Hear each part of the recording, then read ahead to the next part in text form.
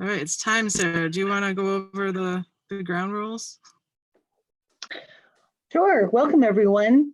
We're going to get started here. We are recording. If you have an issue with your face being part of the recording, you are welcome to stay off of the video. No problem there. If you would like to keep yourself on mute, that just helps with the background noise not being an issue. The live and the recording. If you've got a question, you most certainly can raise your hand. Let's see here. That's the best way to do that. You can go to chat and you can say that you have a question. Actually, typing your question in the chat would be probably the easiest thing for those people who are on specifically through your phone. You can also mute and unmute yourself with a toggle of *6. It works for both mute and unmute. To raise your hand would be *9 to raise and lower your hand. I think it goes without saying that we're all going to be respectful of each other's time and try to stay on topic. But if you've got something on your mind that you think would be a good topic for another Zoom meeting, either message Erika or contact one of the board members of DAPChat or send them a message via their page or the group. Absolutely consider supporting DAPChat with a contribution. A donation would be very, very helpful. Erika, do you have anything to add to that? I just want to welcome everybody and thank you for joining us. And yeah, like Sarah said, DAPChat could use support and love for putting these things on. We're a 501c3 nonprofit based in New York, originally Vermont, and we're just strictly educational and networking, just helping everyone find what they need, people to talk to about whatever, harness, horses, training techniques. We're just sort of a clearinghouse for, you know, information like that, just to help people that are beginners or experienced. We welcome everyone in our group. In the chat, I've added a link to our page for joining for memberships. And people that do join in the month of March can, we're gonna select a couple people at random for a Lynn Miller book and a Small Farmers Journal subscription. And if you've never been a member before, Rural Heritage is offering brand new members to DAPChat a subscription to Rural Heritage or a book that I can't remember the title of. So please go to our website, check it out at the very least. Thank you.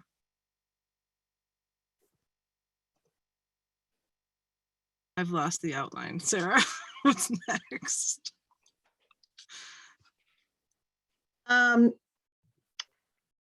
we go. I think that we should start from the ground up with Anne's information. All right.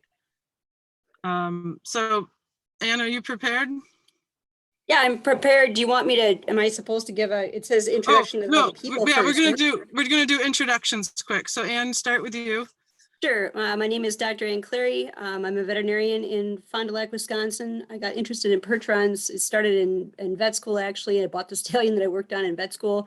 And I've been breeding Percherons since 1997. We have 3 businesses we run. We run the farm, the clinic, and then Furrows Defenses, which is also a nonprofit for educational purposes for market garden with using the draft horses involved in that. We just started that. What else do you want to know? Oh, what I'm involved in, I'm a board of director on the Percheron Association, and I've been for 9 years. I was in the Wisconsin Draft Horse Club. I was on the board of directors for that as well. So. And you're a certified animal chiropractor, right? So yes, you know bones. Yeah. Yeah. Great. And how about you and Denny, Sarah? Denny, Wetchen, and I came together because of our love, specifically of the working style Percheron horse. I'm originally from Indiana. I'm a 4th+ generation Percheron breeder. And Denny has lived in northern Minnesota for pretty much all of his life. And it was through Marie Brown that we came together because of the Pine Grove Percherons has been since the early 80s working, breeding, selling, buying the old style, the traditional, the field ready Percheron horse, and standing numerous studs. We look forward to the Percheron, the old style Percheron horse being as relevant going forward as it was in those golden years of the 20s and 30s of the 20th century. And Denny's not here yet because he's taking care of those horses outside, but he will be here shortly. All right, I'll go next. My name's Erika Marczak. I'm in the dark here. I'm a director. I was a founding director of DAPChat, and I've returned recently as a director. I have a couple degrees in equine science, animal science, and I've been involved in vegetable farming for over 17 years, 7 of which were my own farm with oxen and draft horses, Percherons, and a couple Percherons, and I've been dabbling with some pretty interesting 4-way crosses. I kind of brought this together. Yeah, so that's what I've been doing. I've been involved in various organizations on multiple levels. I'm not going to list them all. So on to you, Karen.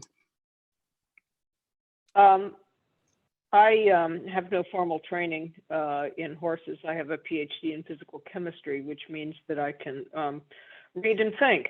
But anyway, I have been involved with draft horses since 1989. I got my first American Brabant from Ann Harper in Vermont.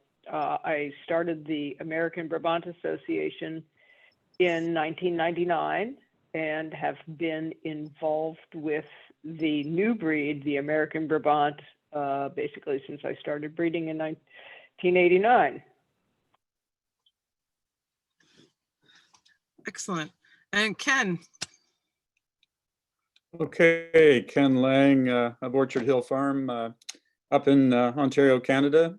I've been farming here since 1979.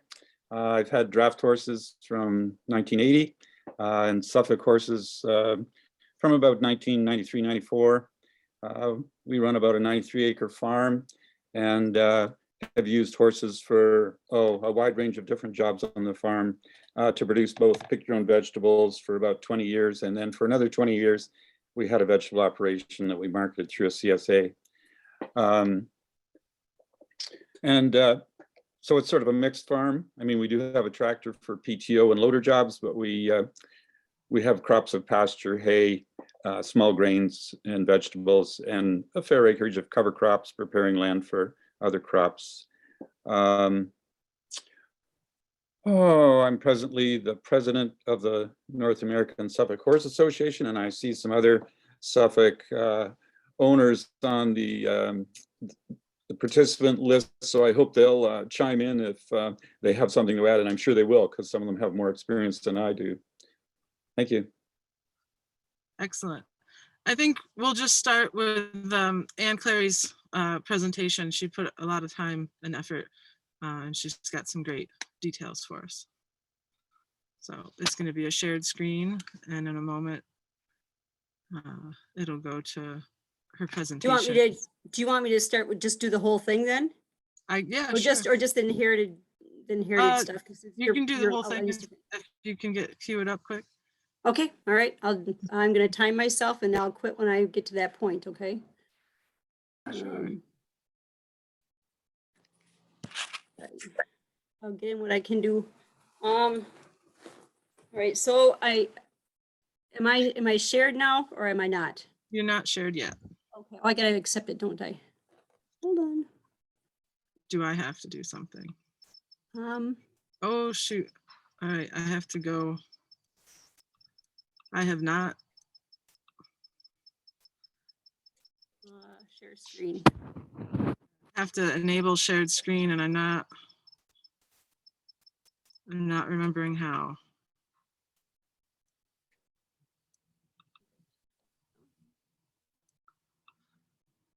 Anybody with Zoom skills can help me. I'm the host, I think, or I don't even know who the host is. Jeez. On my Zoom, I have a button on my on the menu that says share content, if that is help. Well, I have to enter a host key, which, son of a gun. Oh, Do we even?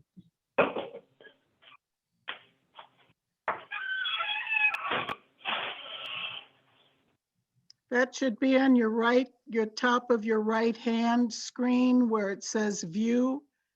If you punch that, it'll list host and co-host. We have to claim host first. No one's claimed it. Oh,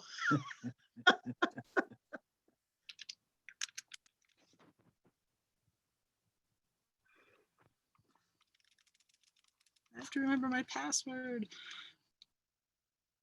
Son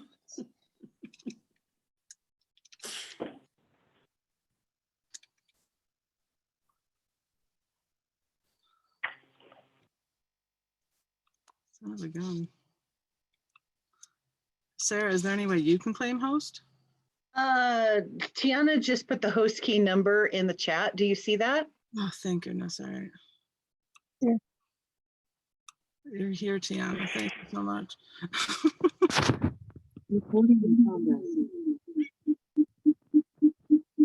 If you can remember to put yourself on mute so that we don't, oh, am I mute? Yeah, I am. No, I'm not. That we don't hear the background information, that's gonna help keep the noise down in the back. All right.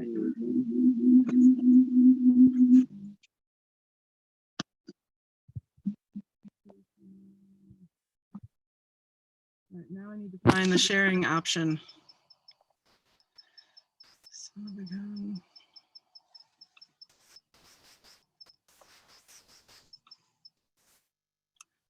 Oh, we've got, okay, so somebody's sharing, right?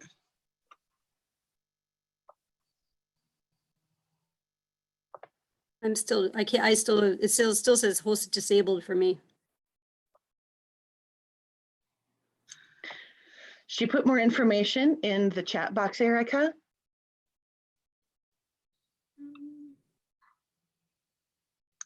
I don't have the best connection. I'm having a hard time hearing people. Okay, can you hear me? Within the I Zoom can now. meeting, click the arrow next to share screen and select advanced sharing options.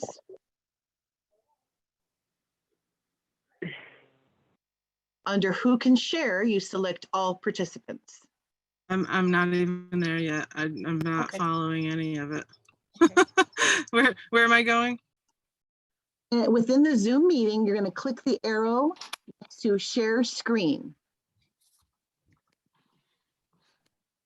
Yeah. Then you're going to select sharing, advanced sharing options.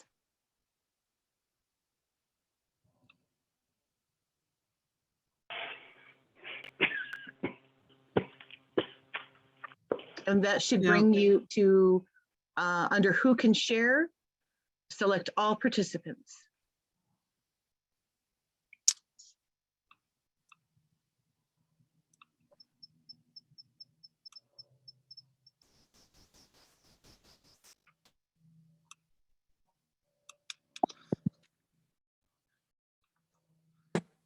All right.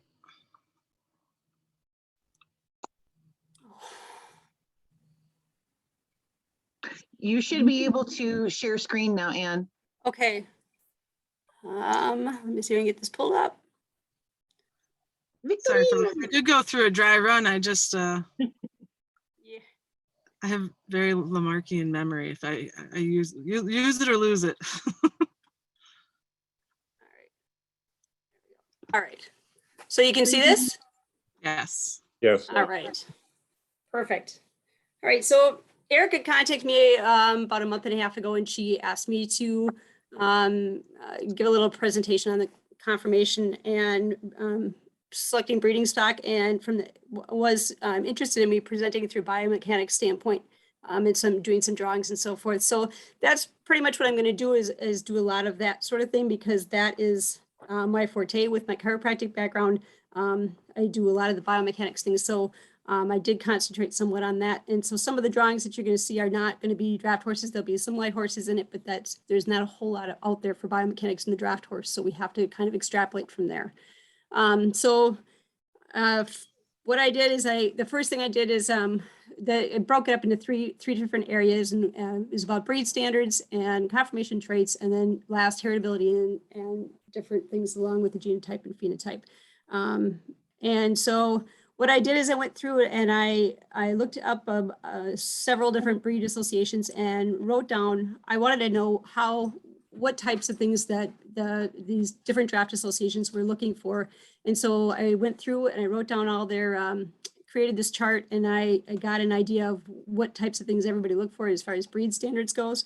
And then I tried to come up with the similarities so that we can kind of be on the same page as far as what is similar. And actually, there's a lot of things that are similar.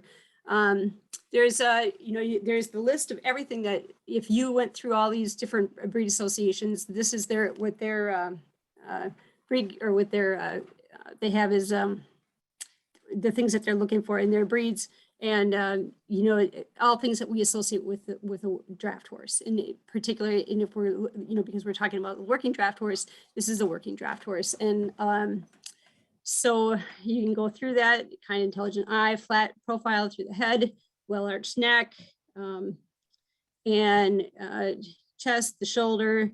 You can read it for yourself. And then average height for these guys was 16.2, and that was based on I had this chart will be available for anybody that wants to see it. It was Brabant, the Bouillonnet, the Percheron, Belgian. I can go back and look. Clydesdale, Suffolk, and the like. So that's what they all had in common. So when you evaluate for confirmation, so when somebody's taking these horses to a judging, we have different types of things different types of judging that occurs. The most common one, obviously, is the classic judging that we all know about.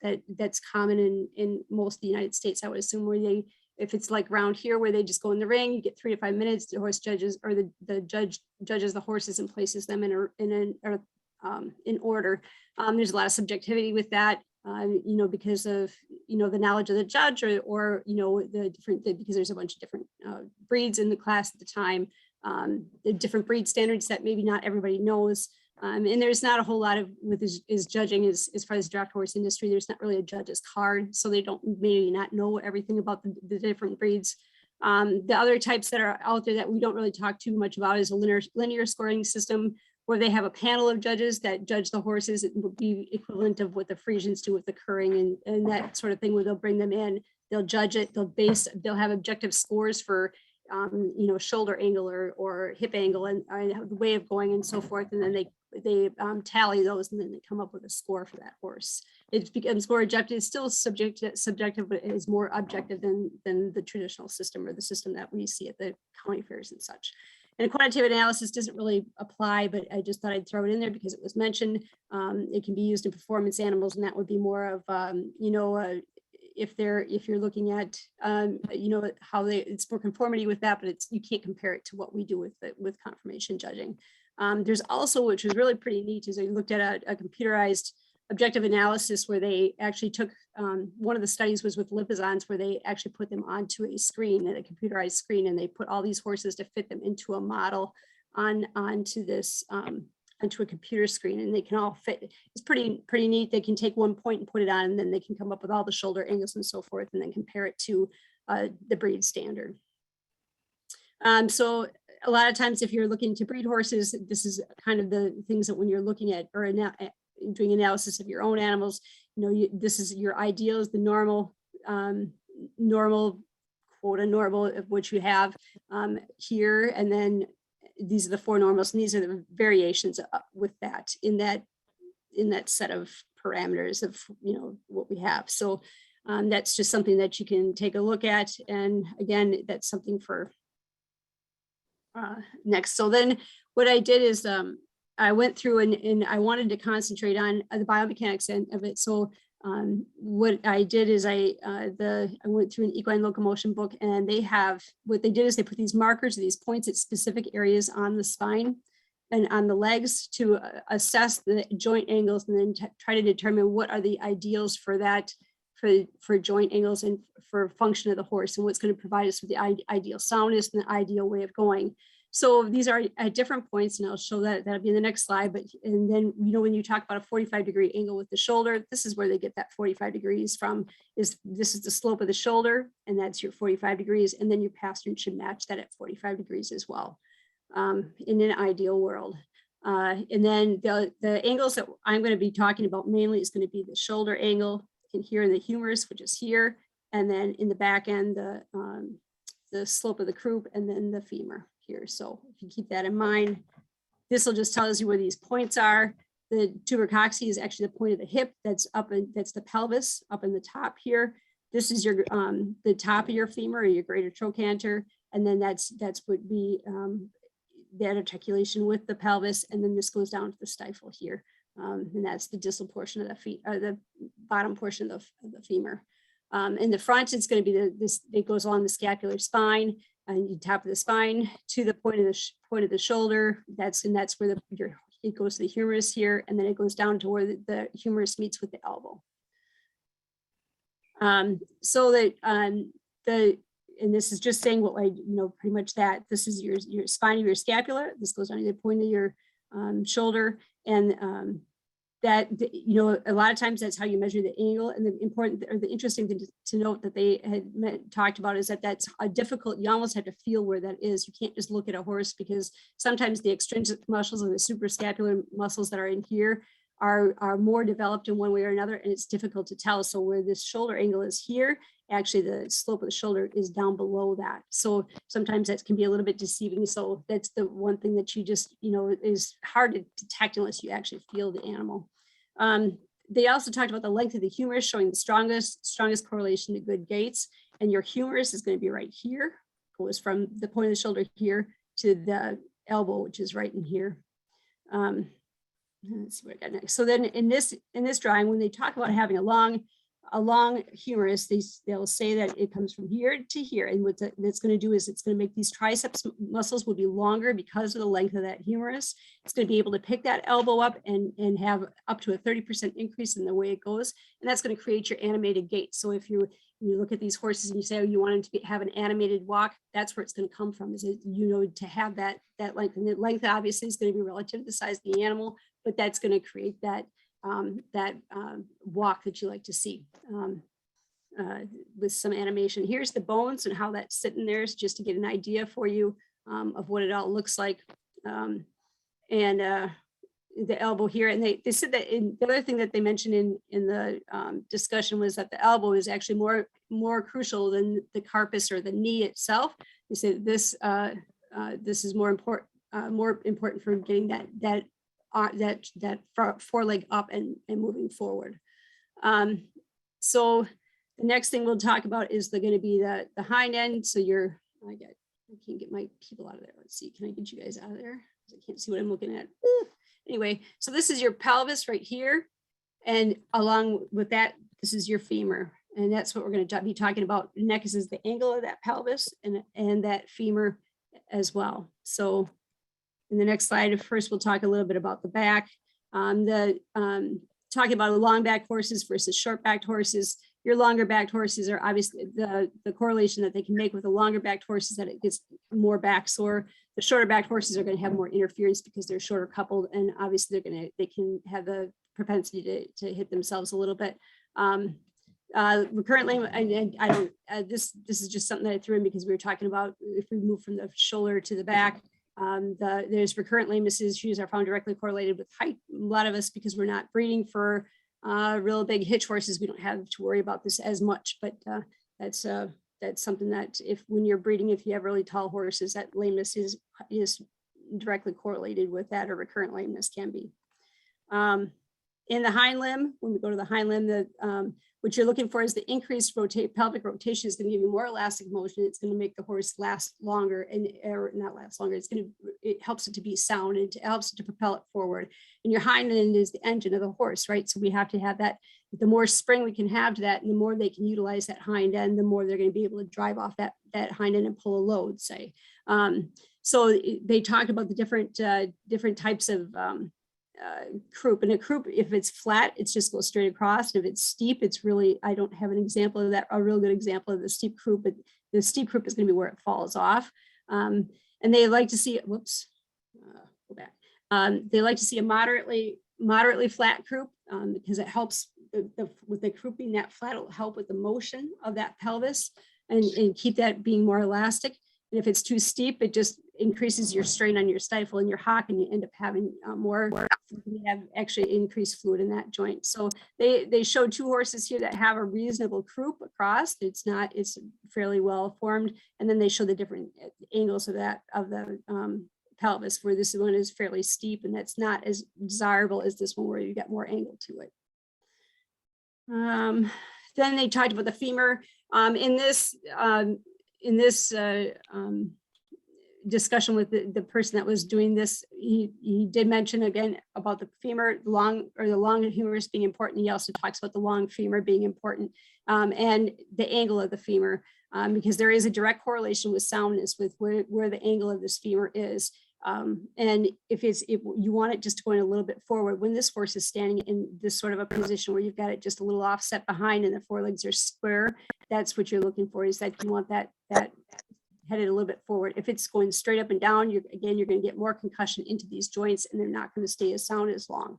And it's just going to be harder for them to go, to push forward. And it's harder for them to push back again. And I'll show you the next slide is in the pulling horse. If you think about a pulling horse, say, or a horse that's pulling a load, if that was straight up and down, what would happen is they'd run out of extension to push back with, and because it would be too short and they couldn't get going, they couldn't push the load. So these horses, because of their angle, can actually push off and they can keep going because where that femur sits is not straight up and down, but it's a little bit forward, so that they have a wider range of motion for that hind end.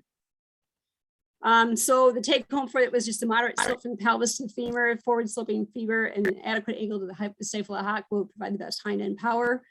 So they just drew on some horses here, and then a longer humerus will aid in soundness, more animated gait in front. At the end of the day, there's not a real strong correlation between all these things, the subjective in that subjective evaluation and of conformation and performance, if we compare the two. So, form follows function. These horses adapt to what they have at the end of the day, but certainly if we can do the best by them in breeding animals that have these traits, will make them last longer and perform better, and perform whether they're performing in the field or whatever we're doing with them. I think I'm gonna make it.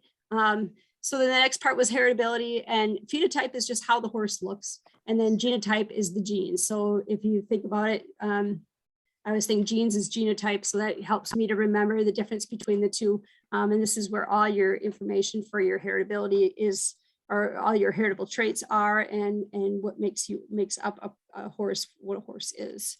Heritability, when you look at different numbers, this is just kind of a just an idea for you when you see numbers that are posted. If it's they go from 0 to 1. They're usually expressed either as a decimal point or as a percentage. And the closer it is to 0, it means that it's more environmental that's causing your genetics, or little genetics. There's more environmental indicators for whatever that trait is that you're looking at. And if it's closer to 1, then it's more genetic. And so if you have a heritability of 7.7, it's just 70% of the variability of that trait is due to the genetic difference among horses. And it's always in comparison to the mean of a population. I had to really go back into statistics for this talk. It's like, oh boy, I really don't like it. Anyway, so some of the heritable traits that we wanted to discuss were we talked about PSSM1, which is an autosomal dominant gene that's causes a glycogen storing branch problem with the horse, and they can get they exhibit signs of tying up, and they can have higher muscle enzymes. They can, those are the horses that if they're having a problem, they'll have their muscles will twitch. They can stand straight out. Sometimes will not be able to urinate. Their urine will be very concentrated when they do go. It's a genetic problem in Percherons and Belgians. We have a high percentage of those horses that have this gene, and because it's autosomal dominant, that means if they're carrying the trait, they're going to pass it to the next animal that they breed.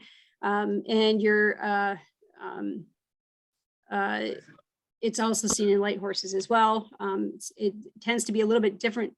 The disease that I've seen in the light horses is usually more serious. That usually is really career ending. Draft horses tend to be a little bit more adaptable to it, but it can be an issue in some of the horses. The next one would be CPL, or chronic progressive lymphedema. It sounds like there's some people in here that probably would know more about it than I do. It's common in all drafts, but feather breeds I think are more common, probably because you don't see it as quickly. I think and you might see it a little bit faster in a horse that doesn't have a lot of feather. It's a pretty awful disease. Their legs will get all full they get invaginations in the skin. They can ulcerate. The leg gets really large. You can all you can do is supportive care. It ends up being, it can, if it gets to that point where it can end the horse's life, because it can be pretty awful. There's just not a whole lot of treatments. I can't find a lot of genetic correlation. They have said there's familial lines with it, but they don't have the specific gene that I could find, but maybe somebody else would know more than I do. Jeb is seen in Belgians. It's an autosomal recessive in Belgians, and it's in saddlebreds too. It's Jeb2 in saddlebreds. They do test for it for Belgians and saddlebreds so that you can try to keep that out of the line. It's fatal. The foals are born and their skin is sloughing and they have to euthanize them. Roaring is on chromosome 3. It's next to the loci for height. So when you get those parts in the gene, they're like little pearls on a string, so to speak. So they're really close. So the tendency, if you're going to get height, a lot of times if this gene is present, you're going to get roaring too. They're really close. There's not really I don't know of any real genetic test that's done for it at the moment, but they know this as much as that it's on chromosome 3, and they can correlate the two. Shivers is a neuromuscular disorder. If you've seen these horses, they'll hold their legs up and they shake. They don't want it, as they progress, they won't want to pick their hind leg up at all. If they can't back up, they have difficulty backing up, they'll usually raise their tail, and their tail will just sit there and tremor. There's no unknown origin for it. There's the heritability of it is unknown at this point, but there has been, I have seen it in, personally have seen some large warm bloods that he passed it every time he brought a mare. So I don't know if it's, that's just subjective. So I really can't say too much about that, but eventually I would assume that they're going to come up with some kind of genetic disorder for that, but I would have to wait and see on that one. DSLD, there's not any genetically identified, anything that's genetically identified in draft horses. They do have it in Pasophinos. The University of Wisconsin is looking at that right now. They should have that study out by summertime. They're trying to connect that, and they're also doing one for roaring as well in Percherons, so that they're trying to see if they can find a genetic component to either one of those diseases in the Percherons. So you just have to watch out for those studies. So I am out of time. And you're amazing. Yeah, I've got some other stuff in here with different things from the studies. It's really cool stuff, but I can forward it and you guys can read through it. And if you have any questions, I think I have at the end of this, I have my email. You're always welcome. Anybody's welcome to email me, and I'll answer to the best of my ability. Okay. Yeah. This is Karen. This is Karen. May I ask a quick question? What's your name again? Ann Clary. You're Ann Clary. C-L-E-A-R-Y. No E. C-L. I would. What? Go ahead. I would very much like to have a copy of your presentation. Sure, absolutely. And I'm on the phone. I can't see it. Oh shoot! Really? Oh, that's awesome. Okay, yeah, so we can. what I was going to ask is, Anne, is that something that you could put on our Facebook page in the files? Surely, absolutely. All right, and then everyone will have access to that amazing example of you know, what to look for and why it works the way it does. That was fantastic. Great. Thank you. Now, And could you spell your last name again, please? Or Clary. Lary. Okay. Thank you. and Karen's another one of our presenters. She's just on the phone. I've got some pictures from her. Ken, are you ready to do your presentation? Sure. You, Just- go ahead. That was Ken, not Karen, sorry. Yeah, Ken. Yep. And Sorry, then go ahead. Karen, I can cue your pictures up next if you want to talk. Well, yeah, although I think I was supposed to talk about CPL, so Yeah. they don't really apply. Okay. There's some good pictures though.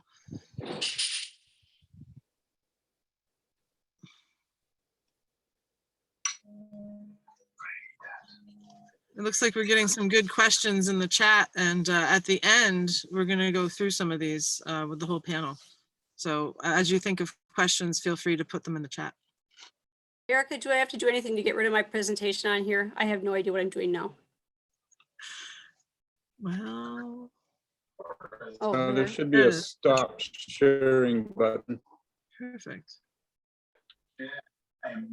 Stop video, stop. Oh, noosh. Oh, screen sharing. So let's see. How do I stop share? Oh, yep, I see it. Thank you. Yours Ed. has stopped. There, great. Got it. I'm good. Before we get too much farther in, if I can just remind folks to mute themselves. So just in case the background information comes through. Michelle, you on your iPhone, can you please mute yourself? I sent you a private message, but you might not have seen it. So not to embarrass you, but anybody, please mute yourselves so that you don't have to worry about your background noise. Thank you very much, folks. So we ready to go? Go ahead. Well, Anne, you set a pretty high bar there. I feel sort of like a redneck horseman here with my ideas on conformation. But anyways, one thing I want to point out is with a working horse, I think conformation, you know, is not so critical because these horses, their normal gait is a walk, and any horse that has to trot or race for its, you know, working career, things are much more critical. Okay, I figure out how I advance here. So one of the things I wanted to point out, I mean, Suffolk horses have this reputation for having sort of a easygoing temperament, being easy to train. And I'll point out, you know, I wouldn't believe all the breed hype. You got to be careful. I mean, not all Suffolk horses are of that sort of easygoing temperament, but I want to show you how Suffolk horses were driven in England, where they originated. And this is actually a show in 1934, but it shows you 4 horses in a single file tandem hitch.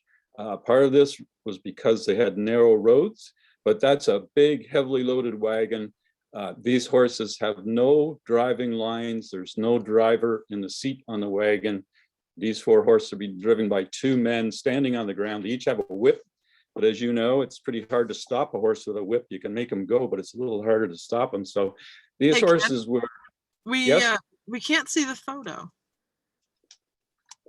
You are not looking at my screen share? It's You not can't showing up. see it. Rodney can't see it. It's not showing up. No share here. Sherry I can't- can't see it. Let All I me can't see it. I see stop the and mouse. try again. I will try again.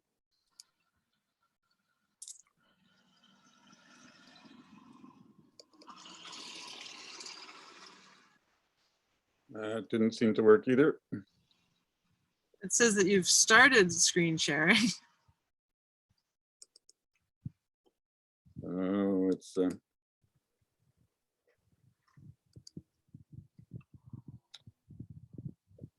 refusing to come up now, even on my screen. Well, Did you say that you could put it up, Erika? if I had it. If I had it ahead of time.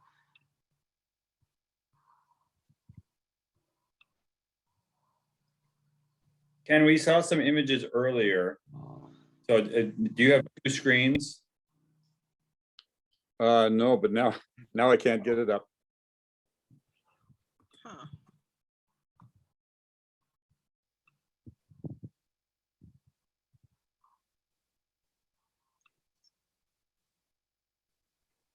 I'm trying to see if there's anything on my end. All right.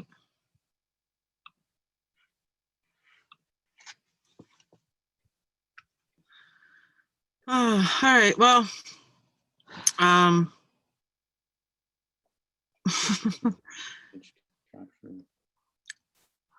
Let me try guess- once more. yeah, No, I can see where you're trying to. I can see where you're trying to share, but it's not coming through. like when I put my little pointer over, it says new share, and above it has image capture, which is a little confusing. Well, let me see if I can. If I don't know if turning it to multiple participants will help.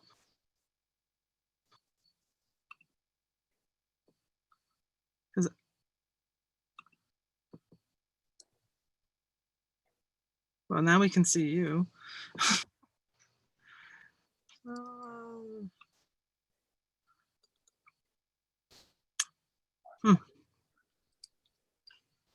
Does not seem to want to. Perhaps if you, is it something that you can send to me? It's Or probably is it going to take a long, multiple files? it may take quite a while. I mean, it's not a big PowerPoint. We could try it and Okay. then go on with someone else. Erica, this is Sarah. Can you try Sure. something just for funskies here? Erica, could you take yourself off a video, please, for a minute? Keep yourself unmuted, but just take yourself off a video. And then Ken, can you get out? Can you stop your screen share and then go back into it as a new screen share, please? Let's try it. I've read that in my travels that that might help when it comes to hosting. It's not a foolproof thing, but we can try it. No, didn't work. All right. Now we know. Do you know, Sarah, like I've, when I press screen share, my PowerPoint is up there, but it's not highlighted. Should I double click on it or highlight it and then go down to the share button? You might have to open your PowerPoint and then it'll give you the option to share it. Like I have all my photos opened and ready and then they come right up on the share.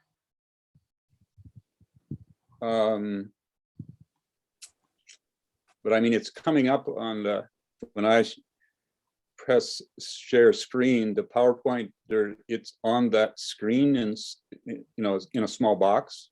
Mm-hmm. Can you double click on it just for fun and see what happens? And then it, yeah, it just disappears. Let me stop sharing. I'm going to stop sharing you and see if you can reshare.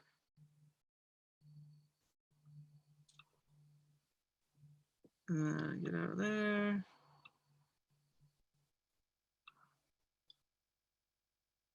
All right, see if that, try again. Maybe it was in limbo somewhere. No, it's,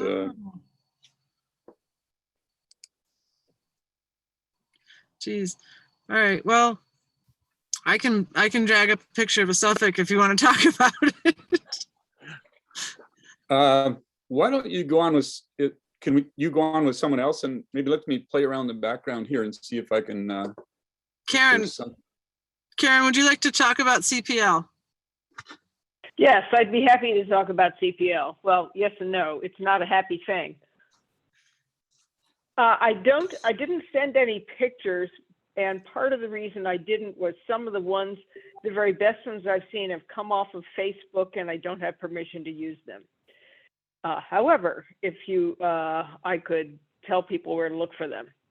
Anyway, CPL is currently, and we had a discussion, we meaning the ABA, the American Brabant Association, had a discussion with a PhD candidate at the veterinary school in Kentucky, a gentleman by the name of John Eberth, last winter. And he told us the latest update on CPL research is, number one, it is genetic. You'll hear a little bit back and forth. Some people say it's genetic, some people say it isn't. It is genetic. It's considered to be multifactorial, that meaning that it's not simply one gene. John Eberth has one area of interest, which is dwarfism in minis, and it turns out that he says there are 3 different gene loci, I should say, places on genes where dwarfism can occur.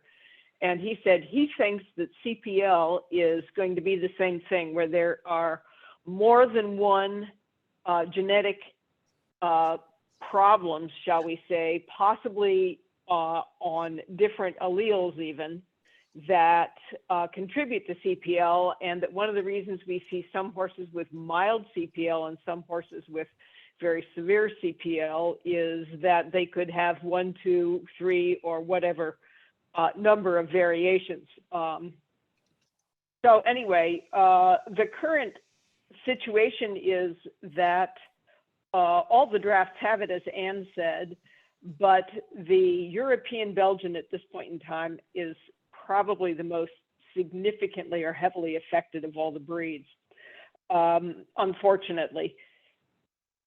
And it turns out that the breeding in Belgium, starting after World War II, gradually became more a show type horse and less of a working type animal. And what they got excited about putting heavy feathers on their horses. They thought it looked nice. And in the process of putting heavy feathers on their horse and also increasing the bone, they increased the CPL. It's not entirely clear what the link between feathers, heavy bone, and CPL is. It is my personal feeling that it's more linked to feathers than it is to bone, large bone. But it appears that horses with thicker, coarser feathers tend to have worse CPL than horses with finer, silkier feather. Stallions have it worse than mares. And in Belgium right now, there are many stallions, sadly, many stallions that have to be euthanized due to severity of CPL before their 10th birthday. And this, of course, from the standpoint of finding a healthy working breed with good legs is, I think, critical. We don't want to have our horses needing to be euthanized before their 10th birthday. They should be in their prime at the age of 10. It really is a terrible, terrible disease. It can be managed, but it cannot be cured. Many of the breeders in Belgium now have saltwater leg baths in their barns, and their horses have to stand in saltwater leg baths multiple times a week to keep the CPL more or less under control. The American Brabant Association is currently looking at the German cold blood. Its name is Deutsch Rhenish in Germany, cold blood, Deutsch Rhenish cold blood. In any case, I sent 2 pictures of those 2 stallions that Jason Julian took photographs of just this week. He's over in Germany right now on a buying trip. And that gives a good idea, if you can get them up for other people to see, of the type we're looking at. These horses are really exactly the type that the American Brabant Association is looking for our breed now. And one of the nice things about them is, the other thing is that they have very, very little CPL. Because the lines that they were using, especially in the eastern part of Germany that was behind the Iron Curtain for so many years, were the old lines that didn't have very severe CPL. They have very, very little feather, and they don't look at all like the European Belgian in Belgium and Holland right now. So were you able to get those pictures up for people who are zoomed in? Can people see the sorrel horse? Yep. Yeah. There's a sorrel and a bay. I showed the bay first and then I And have they- sorrel up now. Yeah, okay. They, I think, are very illustrative of the type that the American Brabant Association is shooting for the American Brabant. Jason provided a couple of videos, not very many, and the quality wasn't that great, so I didn't forward them on. But these horses have what I would call a big working walk, no wasted motion. They don't have a lot of action, but they move out well. And at the trot, again, there's no wasted motion, there's no action. It's a flat working trot. They look like they could trot for hours. And in fact, in the eastern part of Germany, many of the people are still working these horses. And sometimes they will trot them down the road to the logging job, then use them on logging for the day, and then trot them back to the barn. And they'll use these horses well past their 10th birthday. So I think that one of the biggest things that's important to recognize about the American Brabant is we not only have a physical type that we're looking for, and that these two stallions are very illustrative of that type. And we're working very, very hard to reduce and hopefully, if not completely eliminate CPL, get it back to the level it was seen, say, around 1900 to 1920, which is to say it was there, but rarely caused a horse to lose its life, and many horses worked well up, close up to their 20th birthday. One other thing I'd like to say about what Jason discovered when he was in Germany, and in fact, he's not on tonight. I'm taking his place because he's on an airplane right now, coming home, is that he said a very interesting thing they're doing is they are breeding their stallions to be a little bit lighter bodied and lighter boned, and they're breeding their mares to be a little bit heavier bodied, heavier boned, and longer bodied, because they find that they both, it creates foaling ease, as well as keeping them fit and in work for an extended period of time, because mares have to do double duty, both in harness and producing offspring simultaneously. So they actually have now created a slight gender difference. And unfortunately, he didn't send me a really, really nice picture of a mare so that I could show you kind of, the difference. But if you were to look at the mares, like I said, you would see that they're a little bit heavier bodied and longer bodied than the stallions. Sort of an interesting concept. Again, the mares have much less CPL in the eastern part of Germany than they do currently in Belgium and Holland. So I guess that's pretty much it on CPL. Well, that's great. It's I know each of the breeds have their little quirks and whatnot. So for everybody listening, if you've got, your favorite breed, just definitely dive in and see what things you have to be aware of before you just start putting a mare under a stallion. So Ken, I think you were able to share your photo there. You had the 4 random. Are you able to get back to that?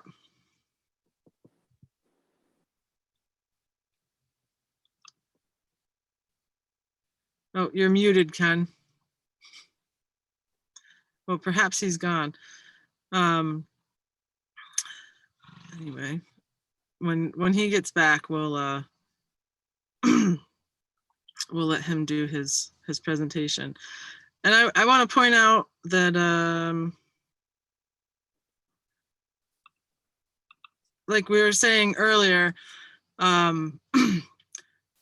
these horses, they don't have to be perfect to work really well. Like this pair is a national and world champion pair of Percherons. One's a registered gelding, and the other was a grade gelding. The registered gelding was a roarer. The non-registered gelding was pigeon-toed to beat the band, but they were excellent workhorses. The things that we're pointing out today are strictly for, trying to just tweak your breeding program and get that longevity and better soundness. And so we're splitting hairs today. But any horse can be a good workhorse. This we know already. So Did you come back, Ken? Talk. He's trying to. Yeah, trying to, let me see here.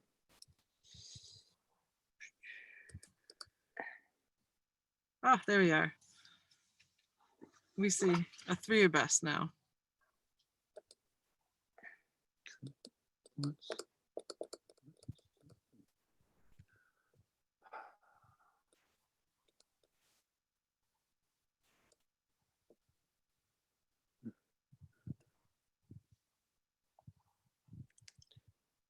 I don't seem to have any control of the advancement. Can you back me up one slide?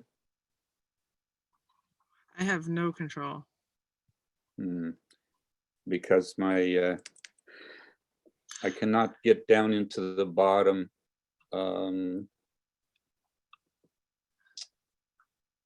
Yeah.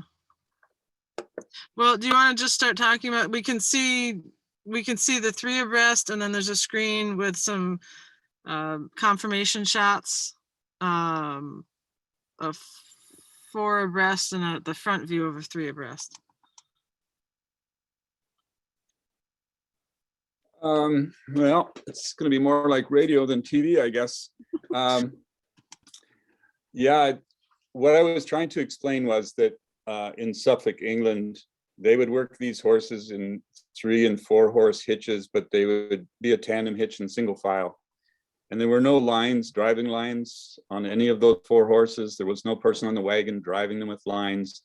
There were 2 people with 4 horses walking beside them, one at the lead horse and one at the second horse. And they would carry whips, and there was a lead shank on the 2 horses that they were beside. But what I was trying to explain was these horses were pretty easy going and easily drivable from a person on the ground. And part of that, I think, was a carryover from when they worked oxen, because there was quite an overlap between working oxen and working draft horses in this part of Britain. But I think all the crazy horses must have been eaten or shipped across the channel, and were heavily selected for being, you know, sort of an easygoing temperament that could work in this sort of minimal control situation. And the one picture was of a 4-horse team in a show, and then the next picture was actually 4 horses on the road in an actual working situation. And then I had a few pictures of horses. Did that actually come up on the screen? It's a picture of a mare standing in front of a barn. It's there's the hind end of a 3 abreast, and then there's a separate box that shows your 4th, 5th, 6th, 7th, 8th photos. So there's 4 confirmation shots. Okay, so I mean, if you look at the little pictures on the side, I guess one area of confirmation I think that is quite critical for working horses is that angle of the shoulder that Anne talked about. And if it's too steep, you know, if it's 60 degrees instead of 45, the collar tends to hang down low, and it puts a lot of pressure on the point of the shoulder, and you'll often end up with sore shoulders, particularly in horses that aren't well conditioned. It's better to have that angle at 45, and you'll see there's the 3rd single horse picture down is a Suffolk stallion working on Amish farm, and he has quite a bit less angle to his shoulder. It's more laid back, and that's what I would like to see, is those horses tend to have less sore shoulders. And then there's a couple of pictures, a stallion with me at his head, with pretty good shoulder angle. And then I wanted to say a bit about sort of working these stallions. And they tend to be very good workers. I mean, they are stallions, so you have to understand that. But in the 3-horse hitch below that, with the horse in the middle, it has a white feed bag on her back to keep the flies off.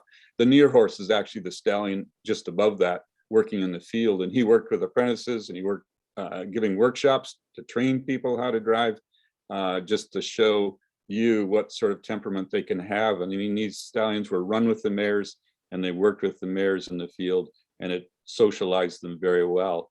And not all Suffolk stallions probably have that temperament, but a lot of them do. So it's fairly common within the breed. In terms of feet and leg health, you're going to find variations within the breed. I mean, generally they have pretty good feet and pretty good leg health, and partly that's because they're not a heavily feathered horse. I've had Ardennes cross horses in my working string and had more leg mite problems because of that long hair. It's just difficult to control leg mites when they have so much hair on their legs. I will mention that Suffolk horses, the tradition in England was a long, low, and wide horse, which sort of, and that was related to the way they were worked in the field. They would go out at 6:30, work till 2:30. They weren't given any lunch. They were expected to work right through. So they wanted a long-bodied horse with a big gut, and that's where the Suffolk punch comes from. They wanted them to be able to carry a lot of feed when they went to the field to work those long hours without really a lunch break. But you have to remember that Suffolk horses haven't been worked the way those teams were that I showed you in 4-horse tandem hitches for a long time. But it seems to carry over in their temperament even to today with a lot of the horses. I think that's all I had to say for now. Sorry, my PowerPoint didn't work better. Excellent. Sarah, is there anything that you wanted to share?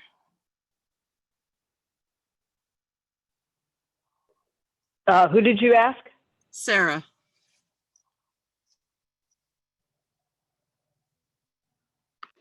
Well, I feel that when it comes to a field working draft horse, me being the Percheron person that I am, I see that there is a different approach that needs to be taken, because with the Brabant and with the Suffolk, you're not seeing 19 hand wheel horses. You're not seeing 18 2 high steppers. You're not seeing mares that you're not quite sure that they're mares, and stallions that you're not quite sure that they're stallions, because they really kind of look the equivalent of an equine androgynous animal. There's really not a differentiation. So I think that there's a different approach that we're going to be taking going forward when it comes to creating the market and supplying the market when it comes to the working Percheron. And I think it's going to be something that we're going to be tweaking going forward. I will say this, the term old style is very subjective. There are people that will say if it looks like a Percheron pre-World War II, then that's old style. If it looks like something from the 70s on up until the turn of the century, then that's considered old style. I think we need to pump the brakes a little bit when we call it old style, just so that it doesn't fit into a narrative that is going to serve our agenda, but is really going to be about what makes the horse a working draft. I think a lot of people that are coming over from the light horse world into the heavy horse world are automatically looking at any type of draft horse and saying, oh, they're huge, because they're comparing it to the light horse. And what's important is, no matter if you're looking at the middle of the road, nice all-arounder horse, or if you're looking something 16-2 stocky built, we've got to look at this horse through the lens of it being a draft horse. We cannot look at it through the lens of, well, I'm come from the riding world, therefore I'm going to compare that horse to my 14-3 barrel horse. Sure, there's going to be some conformational default as to, like, this is a horse, this is the conformation, this is how the horse is put together, but there are going to be different approaches how we look at it. If we don't, in the Percheron world, we are going to be losing the breed as we know it. And there's already folks that were farming with Percherons for a number of years who are even tonight on this group that have left the Percheron breed and gone to other breeds, because what the Percheron marketplace was providing them was not satisfying their needs in the field. I hope that's not too Ron Robin Hood's barn. I don't mean to really hurt anybody's feelings, but this is something that I am passionate about, that we need to look at it from a standpoint of not just talking about it, not just wringing our hands and lamenting, oh, I wish we had that style back, but what do we need to actively do to make sure that the style is perpetuated and make sure that there's an actual job for that horse, not, I'm going to say it, not just the trail riding every 3 weeks, but that the horse has a job to make the horse relevant. And I'm seeing that to be more of a challenge for the Percheron breed than for the other draft breeds, partly because we still have so many more Belgians now than the other breeds. The Amish are if they're in the fields, a lot of them are going to be working with that stockier built, older style brown horse. I'll just say it, whether it's a Belgian, whether it's a Suffolk, or whether it's a Brabant, they're looking for that older style. So I think that it's important that those of us who believe in the working Percheron work together to connect with each other and to speak on the relevancy right here and the right now for Percherons, getting out there in the fields. It's hard to be in social media and not talk about show horses, not talk about the ribbon, but I don't feel that the ribbon is going to put our garden in the springtime, where it may be that little single bottom plow with a nice little 16-3 mare. But I think that we're just going to have to be more proactive about it, with the understanding that a good horse is a good horse at the end of the day, whether it's a grade, whether it's a registered, whether it's a cross, whether it's a purebred. We're going to have to look at that horse with the eyes of, is it a viable draft horse? Is it a viable working horse? Is it going to be necessary to bring in new blood from outside of North America? Those are some of the questions that the Percheron people are going to need to ask themselves. And are we willing to invest in that, not just wait for somebody else to do it so that we can get a $900 colt out of it? But are we willing to invest in the breed to keep it going and keep it genetically diverse, so that we're seeing traits that we want to perpetuated. Soapboxy, but that's how I feel. Well, I think when it comes to genetic diversity and supporting our working types of each of our breeds, it's really important. Whatever flavor we like, we really need to be about it, not just talk about it. Because pointing fingers at the show horse people or the sale bell ringers or whatever is just not, it's not going to get good horses in our hands. So we need to support each other, breeding what we need and want to work. I'm going to share just quickly here. I'm representing the crossbreed folks. And for those that don't know me or follow me, I don't have a ton of resources available. I bought this Percheron Morgan cross out of a field for $600. And I have bred her to a Suffolk Punch Brabant that was the thing about crossbreds is, if you have good registered mares, they need to go into making good registered stock. This was a Brabant mare that there was not a local Brabant stallion. And so they bred him to a Suffolk. So this was, well, I don't know if I can, trying to show the stallion. Is the stallion up? I just see, oh, there we go. Can you see the stallion? Yes. Okay, Yep. so that's the Suffolk Punch and Brabant Stallion, registered American Brabant, which in trying to improve that work type old style, European Belgian, the Suffolk makes a nice cross if you use a stallion. And so I've developed this 4-way cross, and I just have a yearling picture. I don't have any good more mature pictures, but this was my first filly. So she is Morgan, Percheron, Brabant, and Suffolk Punch. And, it's a mutt with a purpose. I wanted a smaller, stocky horse with a good work ethic. And except for the terrible twos, so far we've, as a 2-year-old, have managed to get all that so far.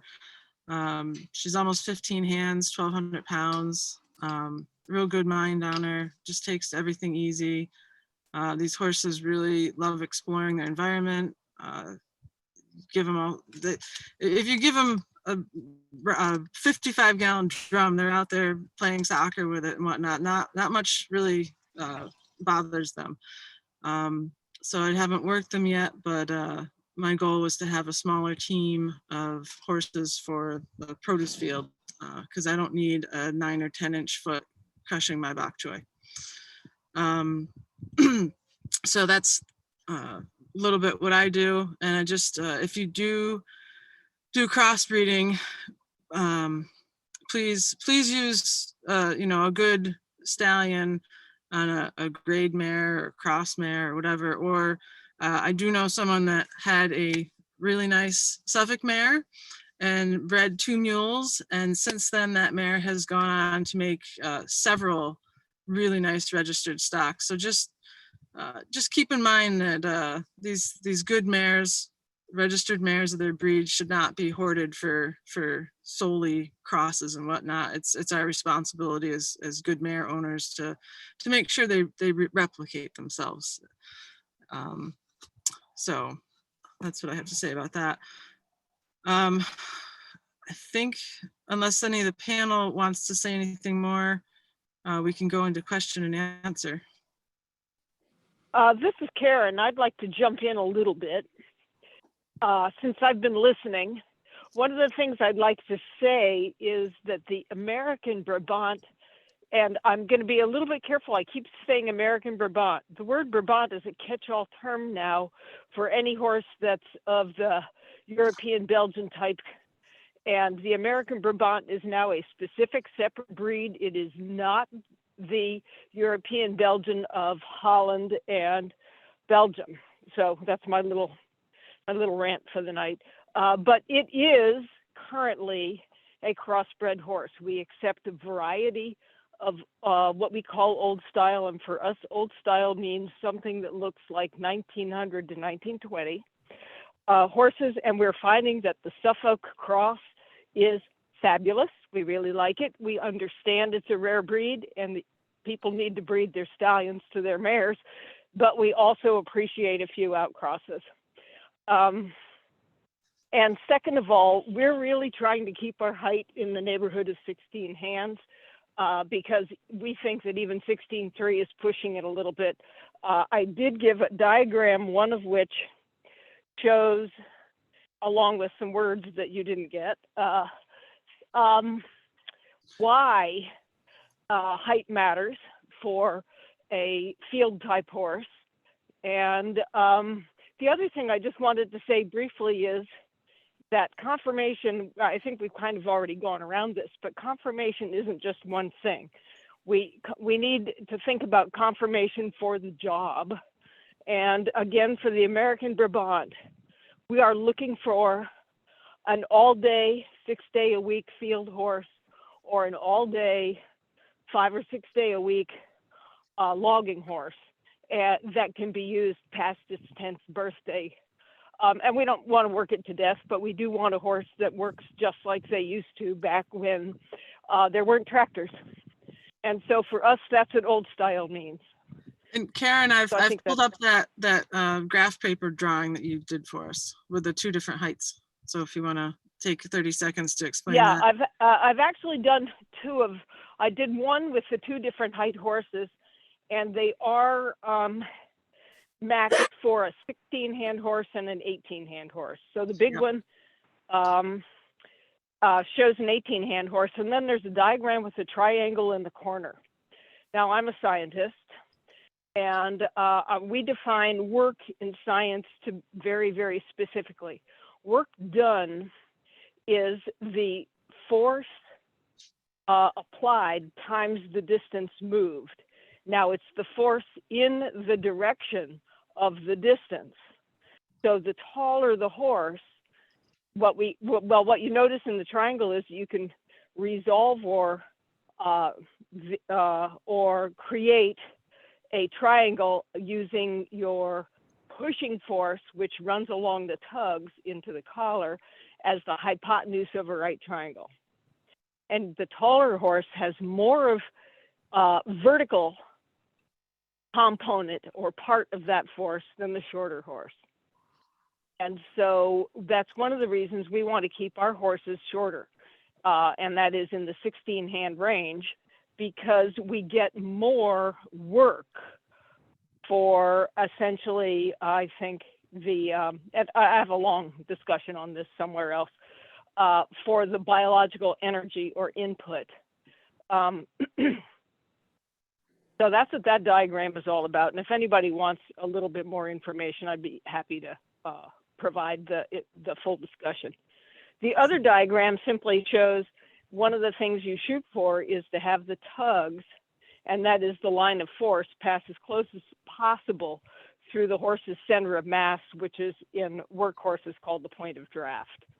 So that's the other diagram I pointed out. And one of the ways to do that, if you have a taller horse, is to have longer traces, but then you have a more awkward situation at the end of the field, turning around and with general maneuverability.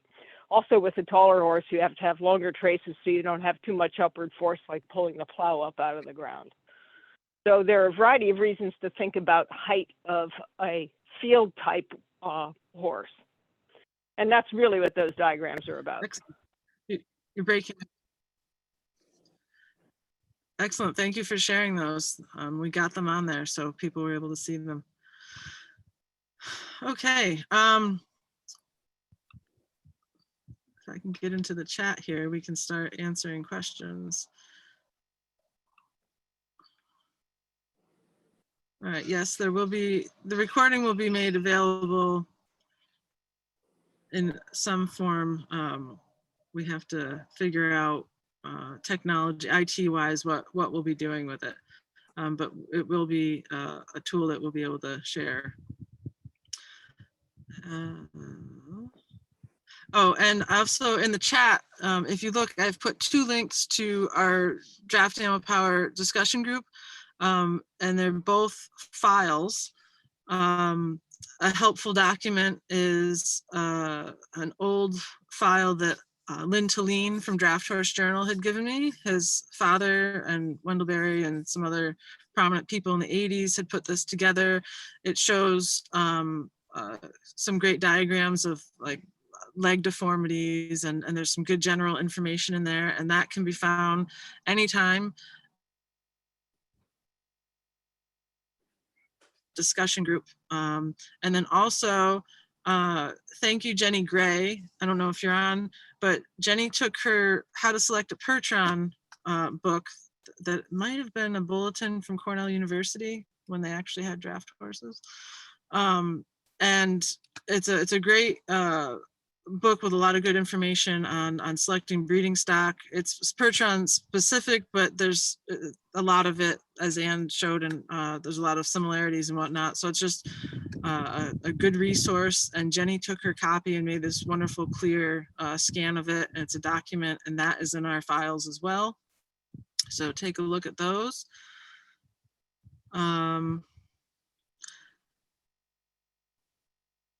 Somebody asks, have you seen a correlation between high starch feed like corn and shivers?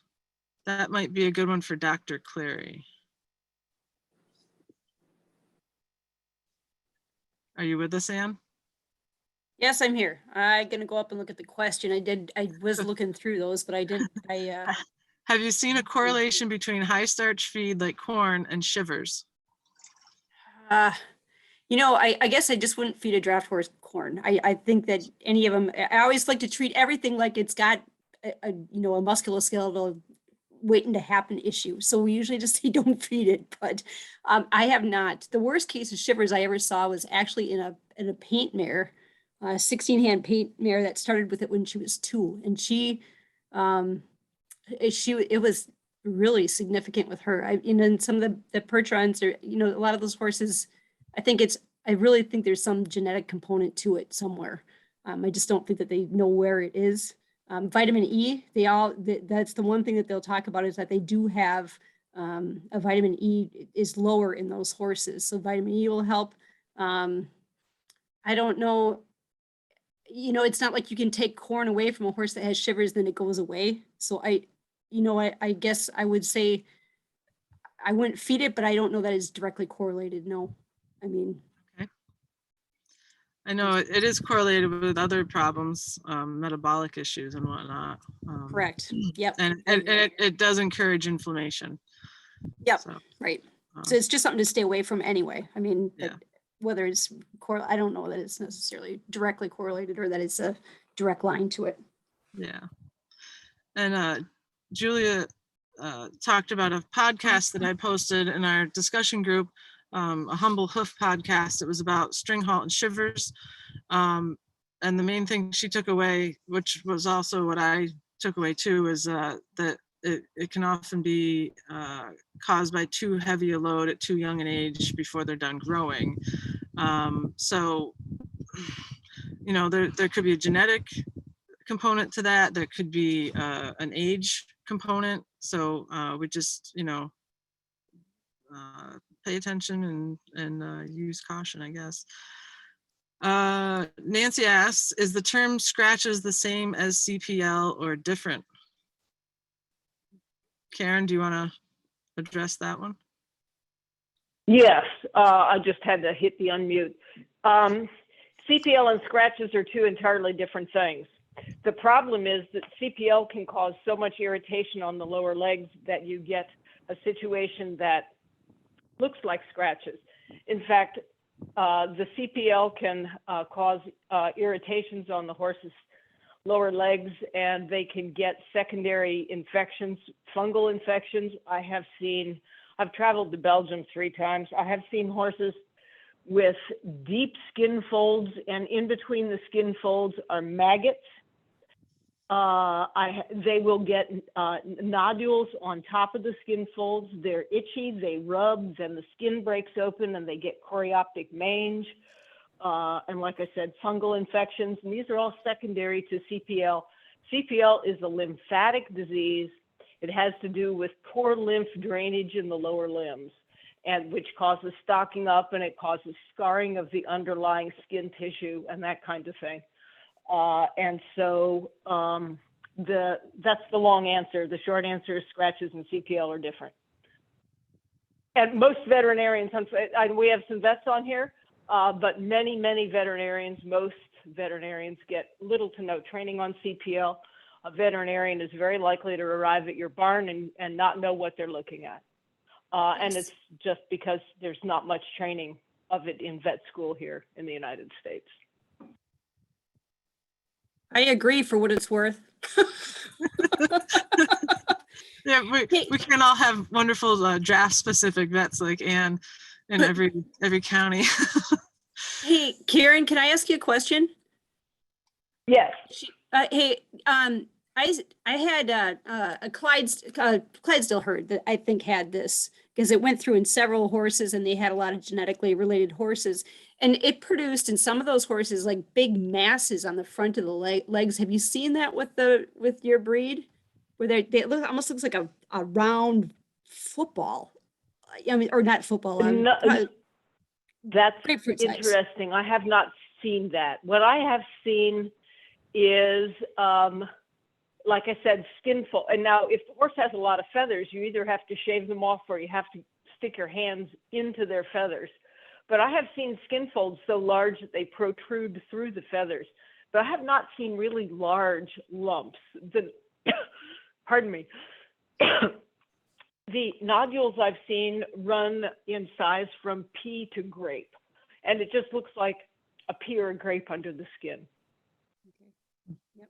But I don't And know I've about the great big lumps. I have seen horses' legs swell, however. I mean, just completely full of fluid, the edema run all the way up above the knee and above the hock. And that's, in fact, the point at which they oftentimes get euthanized in Europe. In fact, I have seen CPL lesions on a stallion's penis in Europe. Wow. It can be truly horrible. Ones that I've seen are they're just awful. You feel just horrible for the horse. I feel so bad for them. I really do. So, Okay. thank you. So, thank you.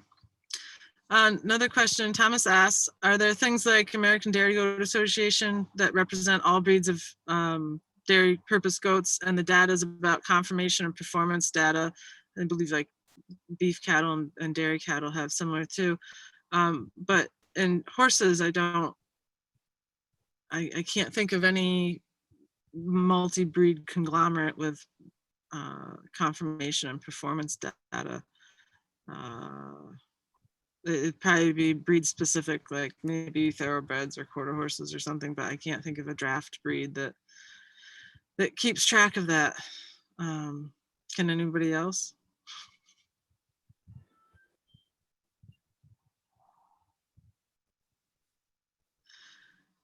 And I don't think anybody that's got a working draft is gonna have the time to do that.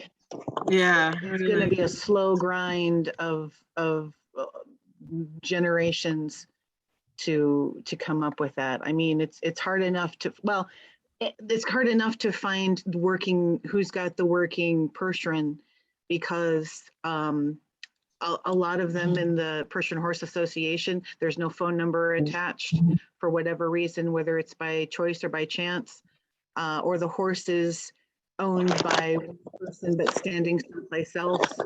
But I get what your point. It's almost like the American Border Collie Association is more for the working horse, where the AKC working dog, pardon me, but the AKC is more about the conformation and pedigree.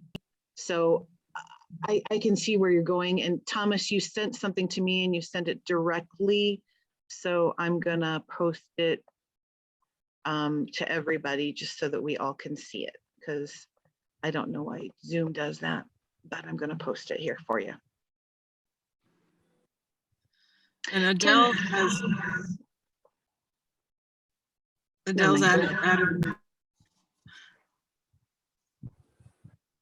Adele posted a website in the UK for CPL, which is a good resource for any. So if anybody has a CPL issue, it sounds like the UK website that Adele posted is a good resource. There are several good CPL websites. UC Davis has some good information. And I think there's even a CPL Facebook that you know, has some good information. Yeah. Well, we've used up our hour and a half.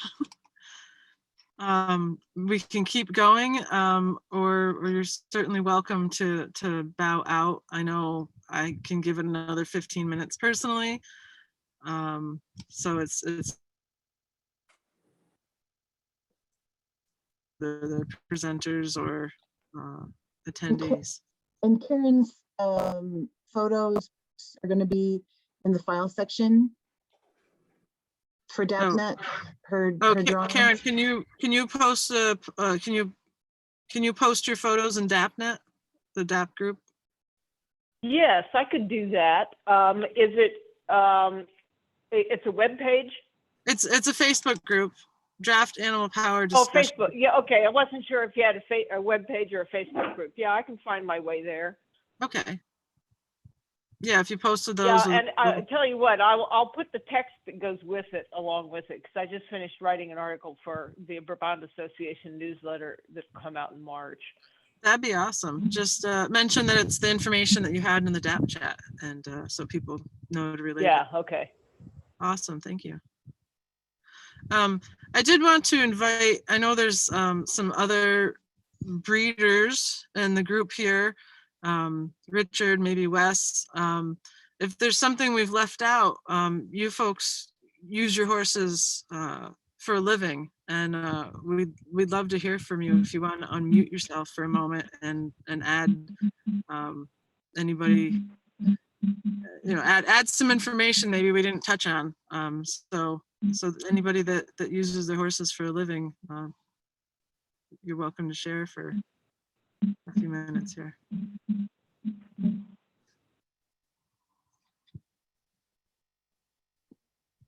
I have a quick question, Erika. Sure, Jared. I've been around livestock my whole life, and horses are the only ones that people don't like to line breed, it seems like. I was wondering, it can be a contentious thing, but I was wondering why in the draft horse world, line breeding isn't very common.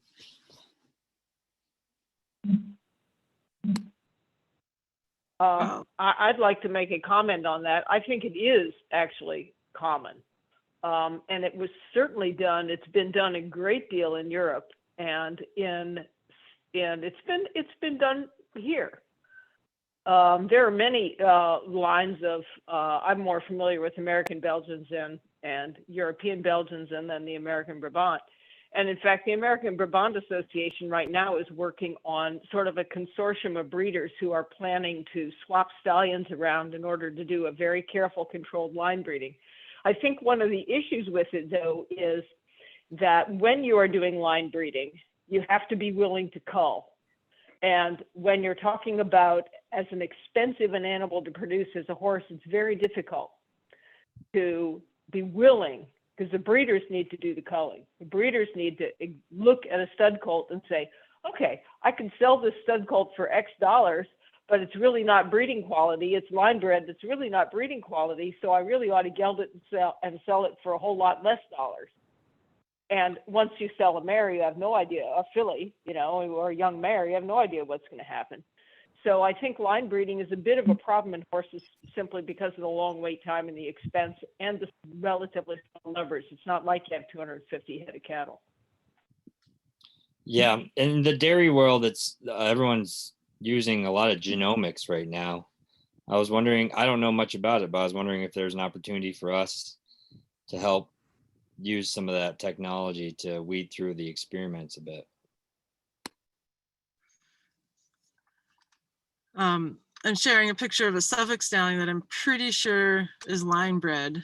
It's in Stuyvesant, New York, along with a decades old line bred herd of Devon cattle.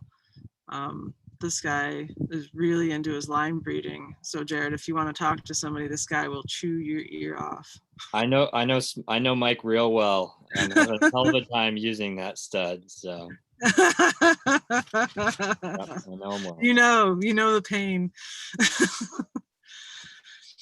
Well, it's interesting with the Belgian horses. Ann Harper in Vermont, who started importing European Belgians in the late 1970s. She did line breeding, and not only that, but one of her most prolific and beautiful stallions was not just line. When we say line breeding, line breeding and inbreeding are essentially the same thing. But her best stallion, one of her best stallions, was the product of a mother-son breeding, which is pretty close. So there has been quite a bit, I think. If you look at especially if you look at the modern show Belgians, you will see that there's been a lot of line breeding. And I've also talked to someone who is in the pulling horse world, and he says they've done enough line breeding and using a few stallions to the point where they've actually narrowed their gene pool, and they're having to look outside the puller type for fresh genetics. Yeah, that's where I feel like with line breeding, it's sort of like crossbreeding. Like you need to still maintain a diverse genetic, diverse genetic lines. You can, play with your crossbreeding, your line breeding, but then you still need to support that base of genetic diversity.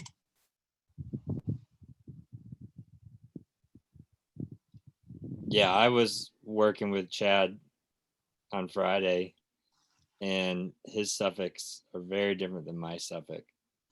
We were right next to each other. And it was very obvious that there's a lot of variation, and it'd be nice for the folks like me who buy a horse once in every so often, but would like a good one, to be able to draw from a line bred pool that we'd have consistency. And as you were saying, I talked with a Belgian pulling bred breeder in the Midwest, and he said he can give me a consistent like body, and he really likes that, but he can't give me a consistent mind. So there's a challenge there too. For sure. Yeah, well, that's something that we didn't really talk about tonight that I think is critically important, and maybe more important than how the horse is put together, is how it's put together between the ears, because it doesn't matter how perfectly conformed your horse is. If it doesn't have the mind for the job you want it to do, and if it isn't quiet, tractable, willing, we're talking about being around 1,600 to 2,500 pound animals, you need a darn good mind. And we need to remember that, I personally think we need to remember when breeding, job one is the mind. And then the rest of it is important too, but without the mind, it doesn't matter what the rest of it is. Yeah, that's very true, Karen. In the Percheron world, this one mare has won the world championship halter horse, 2 times in a row. No one's ever done it before. You couldn't give me money to have that mare in my barn. She's pretty, but her mind is just rank. She has quite the reputation, and I don't know. I'm not sure you're going to see that line go far, just because she's hard to handle, and it doesn't matter how pretty she is. It's all about that good working mind, and if you've got some longevity conformation behind it, it's even nicer. I have one question.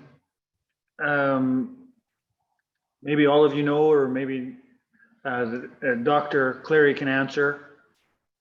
When we have something that's phenomenal, stallion and or mare, why don't we flush the mares and use surrogate mares so that we get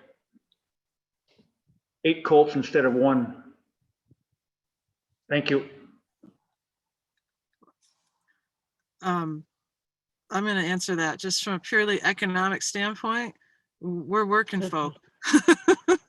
we're the blue collar people of the draft world, and that's you need some resources for that. You need some funds. I think it'd be pretty cool to be able to do that, like some of our better dairy cows and whatnot. But you definitely have to have the money. Well, that too, and also on top of that is that the mare, from a biologic standpoint, you can flush that mare only so many times. They don't hyperovulate like a cow does.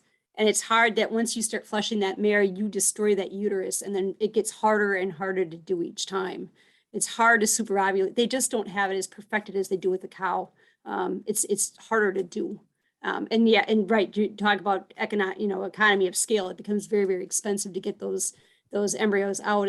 I think the last time I checked, it depends on your vet. Some of them will do it just with mares in the herd that they have. But, I worked with Dr. Andy Schmidt down in Oconomowoc quite a bit, and it was $10,000 to $15,000 per embryo to send it out. And, so it gets really expensive. And I suppose if you have a lot of money, it's okay. But a lot of us don't have that, I guess. Like you said, like Erika said. The mare can only do it so many times, and then it really becomes very difficult to keep her clean and keep that uterus okay to do that with.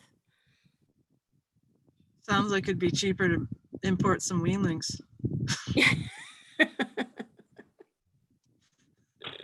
Thanks for that. Anybody else have questions? Hi, this is Neil Campbell. Can you hear me? We can. I think probably with the use of AI now that you're narrowing your genetic pool as well. Years ago, everybody had a few mares and stallions, and you had a lot more diversity. And now, like in the Belgian breed, there's pretty well every pedigree has all the same horses in it, and I don't think that's doing anybody any good. That's just my opinion. Yeah, it's not much different. And that gets back to the question of line breeding, is that essentially it's being done because you see so many repeat names in pedigrees. May I speak on that, please, when it comes to the AI? We are moving in that direction for the first time this year with an old style stallion. I think you're finding a lot of the folks like us that have that working draft are not, whether they don't want to be bothered with the science or the technology, or they were scared of it, or they just didn't have access to it. You're finding that there's pockets throughout the country that there might be the working style.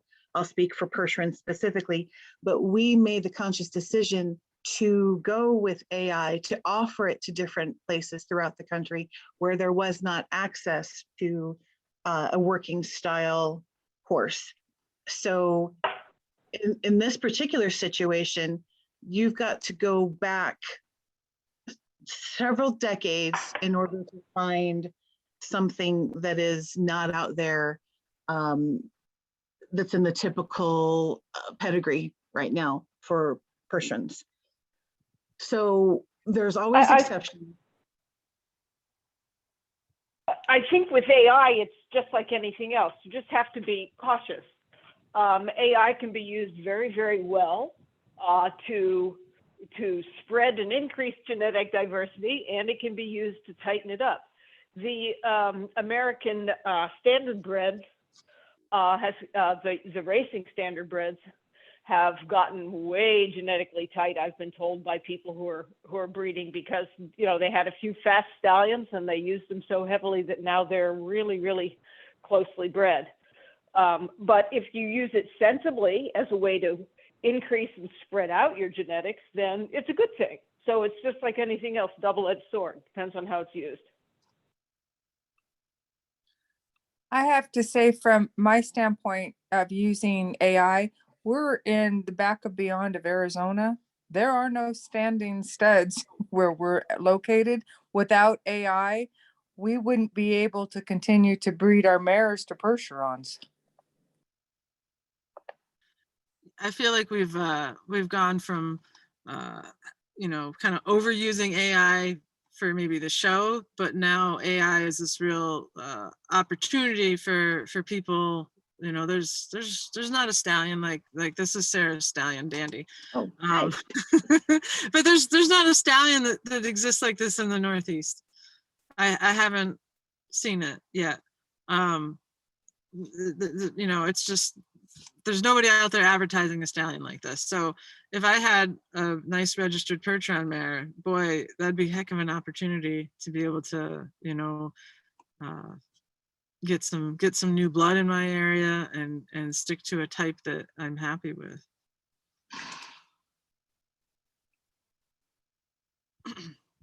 So it's a double-edged sword, I think. Let's see, do we have